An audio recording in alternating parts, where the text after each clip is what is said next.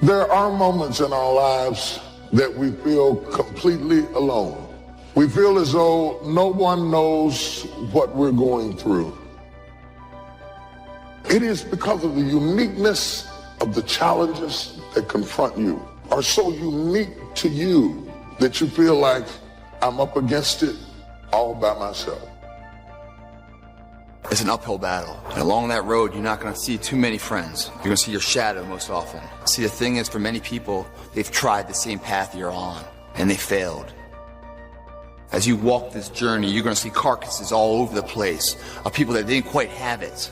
Is that your success is like a spotlight shining down on their missed opportunities. Success, many will love you for it.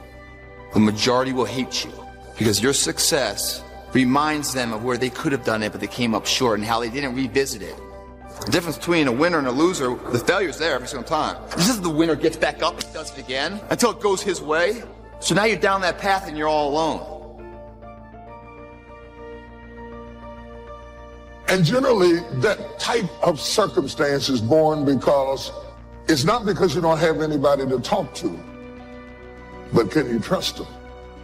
Eventually, even the most disciplined amongst us, the corners of your mouth will droop down. Your smile will turn into a frown. Eventually, even if you have to wait till everybody's gone to sleep, a tear will run across the bridge of your nose because you're dealing with stuff that is so deep and so complicated that you feel like you're in it by yourself. But you are not alone in the battle. You're not alone in the struggle, that God has a strategy. And when it's all over, you're going to see that even though you couldn't see him, he was there all the time.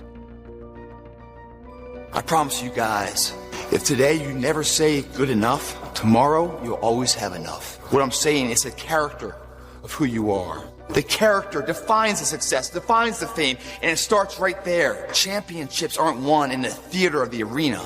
They're won in the thousands of hours in the training room, in the labs, in the 5 a.m. runs, when everyone else is sleeping. That's when it's won. The heart of a champion is a light switch that's always on. It doesn't go on and off when someone's watching. It's constant. It begins right now with no one looking, man. And how you hold yourself, how you see yourself. What do you do when no one's watching? If you do it then, I guarantee you, you'll be doing it when everyone's watching.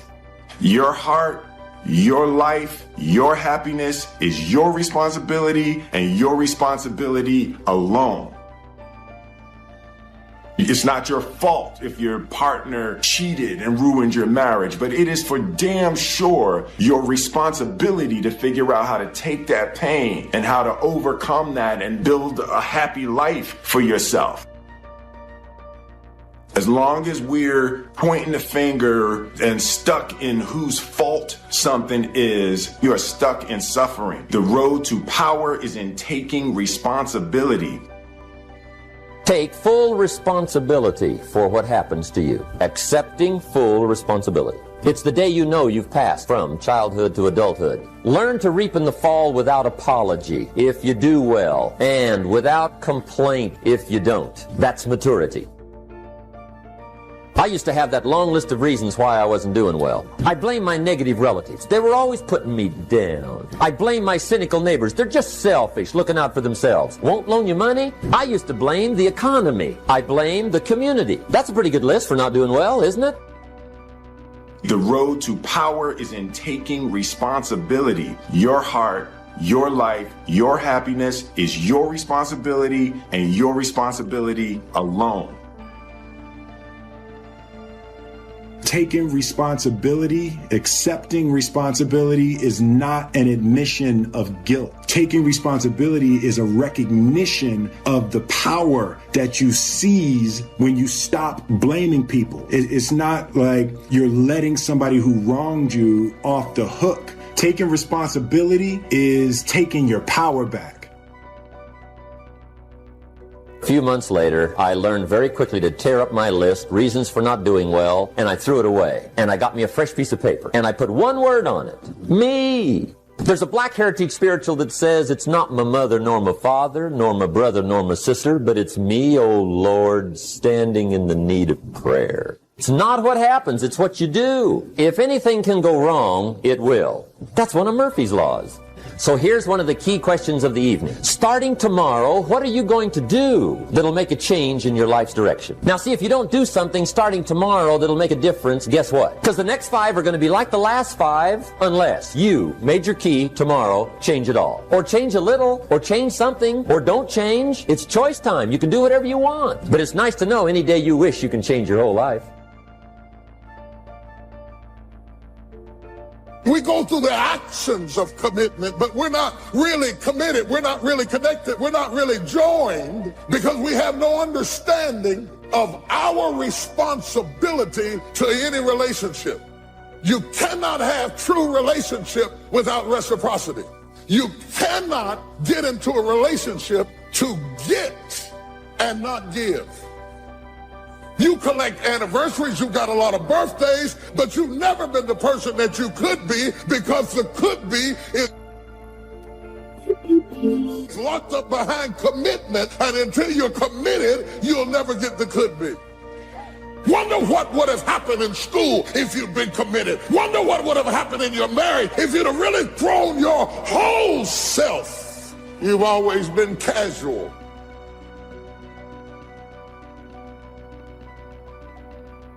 In what you've done with your life thus far, is it giving you what you want? Is it giving you what you want? When you look toward the future, when you look at all that's going on out here, is there some place within yourself you say, hey, I know I need to be out there in that arena. I know I can do more than what I've been doing. Is that something that you begin to look at within yourself? See, I say if you look at your life, and if you're not getting what you want, you owe it to yourself to do something differently. If you're on a job, 85% of Americans go to jobs that they're unhappy. If you're doing something 8 hours a day that you don't like, it's not giving you what you want, it's not giving you a strong feeling of satisfaction and fulfillment. If that's what it is, you owe it to yourself to start strategically working to change directions. Most people will resist change. Most people will fight change as if change would be worse than what they're experiencing. Most people will not challenge the unknown. They won't just step out there. See, there are certain things that's got to be in place. They got to see it all together. And life isn't like that. That's not how you grow. As you begin to look toward the future, begin to know that whatever it takes for you to create that, you got that. You've got genius in you. You've got goodness in you. If you decide to take the initiative to change the current quality of your life, I say to you that you will find that the universe is on your side. Will it be easy? No. Will you have some opposition? Yes. Will I make a lot of mistakes? Yes. See, a lot of people won't try anything different in life because they don't want to get hurt. Pain is everywhere. But most people spend their life not wanting to deal with the pain of rejection, the pain of being disappointed, the pain of being criticized, the pain. That's called life. But guess what? There's no gain without pain. If you don't know exactly what you want, or you let yourself get beyond that into something general, you're not going to achieve it. Clarity is power. You got to know the specific result you're after. What do you want? Why you're doing it? Because you know what? You may get a big goal. Somebody says, I want to make $1 billion. I want to bring peace to the earth. Why? Because as soon as you come up with a goal, all the obstacles show up. So you got to get yourself past that. And the way to get past that is have enough reasons. Reasons come first. Answers come second. Task intelligent, you got to know why you want it, have enough drive to make it happen, enough juice to make it happen. If you don't have enough reasons, you will not make it happen. What is going to get you to actually fall through? Because the first plan's not going to work and the second plan's going to work, so you better have enough plans. If the first two don't work, you still got something else. Otherwise, you're going to be having excuses why it didn't work. That's a pain. Don't you know that's something? When you know, I was in a seminar once and this lady stood up. If I had my life to live over again, she talked about all of the things that she would do. And you can feel the pain of regret in her voice. She was trying not to experience the pain of defeat, the pain of disappointment, the pain of loss, and she still experienced pain. It was right there. Most people are governed by their habits, their fears, and the opinions of others. A lot of people never try anything differently because they have been convinced by people in their lives that they value that they can't do it. They're living within the context of the opinions that other people have of them. The low expectations. Many people doubt themselves because when they thought about doing something at some critical point in their lives, somebody they respected and honored, someone they trusted said, "You can't do that." And they accepted that. We had done is the voice of regret, speaking in a sorrowful tone at a time when there is no going back. This is regret. Why do we live our life to be validated so much by strangers? Why do we let these people dictate how we feel about ourselves? Our self-esteem, our worth depends on if they like it or not. Who cares? Those people ain't gonna be there when times get hard. Those people don't even like you. Half of them don't. Those people don't really care about you. When you're about to make those extreme jumps and leaps, it's always going to be your friends and your family. They will be the first ones to try and talk you out of what God has put on your heart to do. If you got anything left, you ought to stop right where you are and give God some praise. I made some mistakes, but I got something left. I almost died, but I got something left. Been through a divorce, but I got something left. Had to send my children back home, but I got something left. Moved back here with my mama, but I got something left.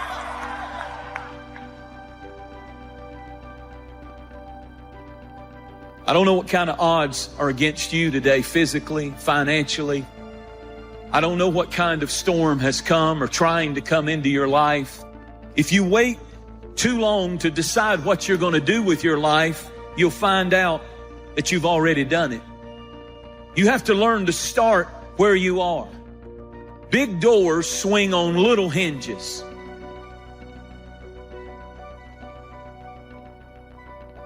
When you start renaming it and you start reframing it and you choose to remain in it, what happens is you produce this word. It's called resiliency. The righteous man, he falls 7 times, but he gets back up. I'm choosing today to get back up, to remain in the grind. We all have these tough moments in life. And see, they can make you or they can break you. Come on now. Come on, bring it. Come on now. I had to replace fearfulness with being fearless and take the initiative to do something else. You're a force to be reckoned with. You have greatness in you.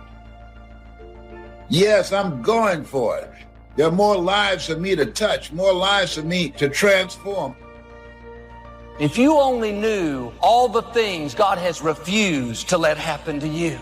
You may have had some bad breaks, but just the fact that you're still here is a sign God's favor is on your life. There may be obstacles trying to stop you now. You don't understand it. It's because there's greatness in you. The enemy doesn't come against people that don't have anything. If you weren't a threat, he'd leave you alone. Yes, I have big obstacles, but I know it's because I have a big destiny. Had some bad breaks, but they could not finish me off. I'm still standing. Many times when God starts training you, he trains you with trouble, exposing you to various degrees of frustrating situations and then critiquing your response so that you can learn how you should have handled this particular situation. Step back and ask yourself the question, what do I do that's absolutely amazing? What do I do that's effortless to me? And what makes me feel confident? Figure that out. Whatever that may be, hold on to that and focus in on that and anchor into it. So when you do go into this new skill, realize it's a process, just like the other skills you've learned on your journey. The more you practice something, the better you get at it. Now do your part. Stay in faith. Don't go around complaining about what didn't work out, what you didn't get. God will make up for what was unfair. He will pay you back for the wrongs that were done. He's a God of justice. We all get the same amount in a day. Every day is 24 hours. And some people are very, very fruitful and effective, and some people just waste their time day after day after day. And that's a choice that we make. But there's one thing about time. Once it goes by, you never get it back. So how tragic it is to waste any day of your life. I think we need to live every day like it was our very last one, and live it to the absolute fullest that we can live it. Commit yourself to learning. Feed your mind. Sharpen your interest in two major subjects, life and people. Learn more on how to get the most from life. Learn all that you can so that you can become all that you can become. Learning is the beginning of a life worth living. Learning is the beginning of happiness. Learning is the beginning of spirituality and faith. Learning and searching is where the process of creating your own personal miracle begins.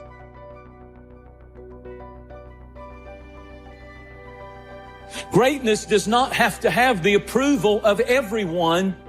And if you are the kind of person that will have to have the approval of everyone and understanding of everyone, you'll never achieve greatness. Greatness is uncommon. Greatness is not something that you see a lot. It distinguishes you from the crowd. It makes you stick out when you become great. Disappointments will come. Betrayals, things that are not fair will come. How you deal with these offenses will determine whether you move forward or whether you get stuck, bitter over what didn't work out. We find ourselves announcing our standards to our relatives, our friends, our associates. We shout our beliefs and condemn those who believe any differently, but then we don't walk the talk. Do as I say, not as I do. This is inconsistent. This leads to a loss of credibility among those who watch us. If you have a support system in place, that's beautiful. I don't understand what you're talking about. I don't really see what you see, but I'm in full support of you. Go make it happen. But in most cases, if you open up your mouth trying to explain to people what you're supposed to do, when you're supposed to do it, they will be the first people to try and talk you out. Find somebody close enough to you that has observed you or been around you that you value their opinion, and ask them how do they see you, and then compare what you have with what they say. See, there are things many times that people can see in us that we can't see because it's a blind spot. If you're always seeking a certain status to validate who you are, you're never going to have peace. You can't climb up to find yourself. You have to find yourself so you can climb up. So you can be who you are before anybody knows who you are. Our dreams, the lack of sacrifice, the lack of suffering in our lives, its removal, its non-existence also equates to a non-existence of a great life. And so embrace the fact that you're going to have to sacrifice and suffer to some extent. Once you've embraced that it's going to happen, it's almost not that bad. It's kind of like those of you that are fit. You've sort of accepted that before you go to the gym and get there, you're going to have to suffer. And we go anyway. It becomes a habit. It takes discipline to change a habit, because habits are formed a little bit each day, every day. Once habits are formed, they act like a giant cable that only long-term disciplined activity can change. It takes the consistent application of a new discipline, a more desirable one, to overcome one which is less desirable. We must unweave every strand of the cable of habits slowly and methodically. If it does not measure up to my expectations, I'm not going to invest my time. I don't have the luxury to waste time. I'm expecting some great things from life. So examine your expectations versus your wishes. Some people wish they could do better, but some people expect to do better. Where are you on that? I've learned life is full of wounded people. People that haven't dealt with the negative things in their past. At times they'll be disrespectful. You can't stop the offense from coming, but you can keep it from getting down in you. What more could you accomplish if you would start letting things go? How much better relationships would you have if you would get emotionally healthy? If you would let go of what people said? Time is an amazing power. Every day, week, month, or year is a gift given to us by God to complete a task. The human mind isn't used merely because we take it for granted. Familiarity breeds contempt. It can do any kind of job we assign to it, but generally speaking, we use it for little jobs instead of big important ones. Decide now. What is it you want? Plant your goal in your mind. It's the most important decision you'll ever make in your entire life. Oh, when you give as much time and energy to your dream, to this new vision of yourself, I'll give you all your eyes can see.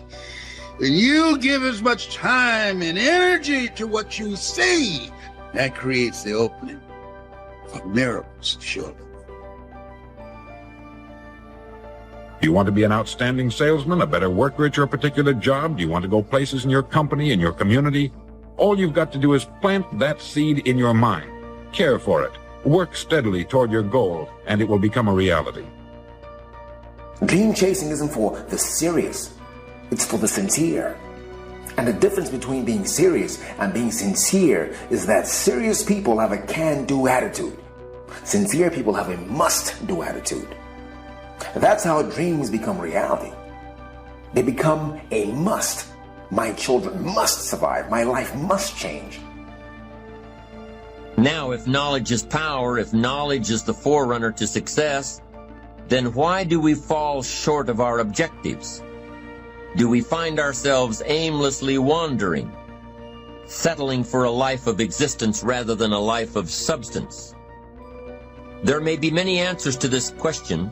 Fundamental answer is the absence of discipline. Motivate doesn't mean to yell and scream and encourage. To motivate actually means to provide a motive, a reason why. Picture yourself in your mind's eye as having already achieved this goal. See yourself doing the things you will be doing when you've reached your goal. You know, what would you want from your friendships? What would you want from your intimate relationship? How would you like to structure your family? Well, how are you going to use your time outside of your job? And how are you going to regulate your mental and physical health, and maybe also your drug and alcohol use? Typically, discouragement strikes at the midpoint of a project. Halfway up the mountain, you go, I still got to get to the top, and then I got to get all the way back. We get discouraged when something takes longer than I expected.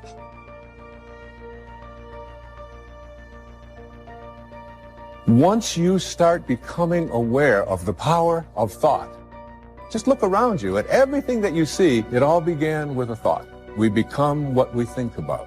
And that is probably one of the most important principles in learning to manifest. What we have to look at is basically the obstacles that we have conditioned ourselves. And you notice I say that we have conditioned ourselves, because I have never believed that we need to be putting the responsibility on someone else. If you're conditioned, it's because you have allowed yourself to become that. You know, if you start with the presumption that there's a baseline of suffering in life and that can be exaggerated as a consequence of human failing, as a consequence of malevolence and betrayal and self-betrayal and deceit and all those things that we do to each other and ourselves that we know that aren't good, that amplifies the suffering. But you need something to put up against that. And what you put up against that is meaning. Meaning is actually the instinct that helps you guide yourself through that catastrophe. And most of that meaning is to be found in the adoption of responsibility. Anticipation is the ultimate advantage. Winners, leaders anticipate, losers react. The reason you get beat is you don't know where things are happening, so you're reacting. Reaction is always stressful. And yet so much of our life is predictable. If we just were to study it, not be caught up in our day-to-day. It's predictable the challenges you're going to have in your relationships or with your kids or with your body. These are predictable. And if you were to anticipate these things and put a strategy in place, you could take it all out and have the quality of life that you deserve. Those that anticipate, those that lead, and then there's those that follow. The followers are the reactionaries. things that look like they're going to overwhelm you, remember this phrase. You are stronger than you think. God knew it was coming. He's already put things on the inside that you can't see right now, but at the appointed time, you're going to push back the dirt. You're going to come out of what's holding you back. Not like you were, but you're going to bloom. Don't be fooled by the dirt. The dirt is getting you ready to flourish. The system we live in and contribute to is designed to make the easiest things in life the most unprofitable. Our world is and always will be a constant battle between the life of ease and its momentary rewards and a life of discipline. Each has its own price, the price of discipline or the price of regret. We will pay one or the other. Somebody said there is some good in the worst of us and some bad in the best of us. I want you to become involved in an active process to get some clutter out of your life. Start working on it. I'm going home tonight to clean my closets. Let's go home. Let that be our task this week.